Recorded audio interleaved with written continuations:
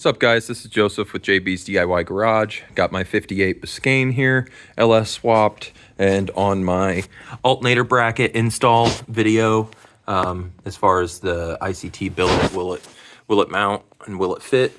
It will.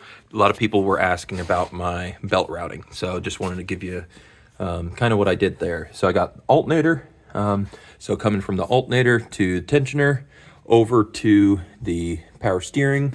From the power steering, it goes down and around the water pump. Water pump goes down and around the crank. And then from the crank, it goes to the alternator and then back up and around. So how I had it before, it was in the same exact position, but the alternator was closer this way. And I needed to get it a little bit further away from here.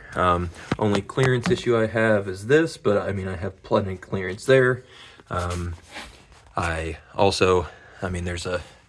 There's a good enough gap there where you don't hit anything. So yeah, just wanted to give you guys a quick update on that.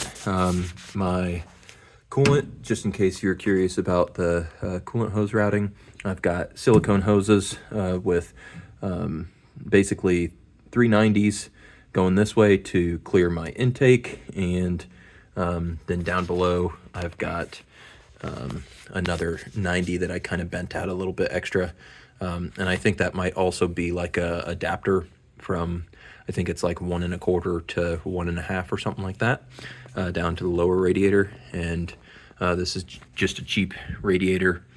I think it's a 3-row off of eBay. Honestly, it's worked perfect. It was set up for the 58, so I've had 0 issues. And then I also have silicone heater hoses going up to the heater, and yeah, that's basically it. So that's my accessory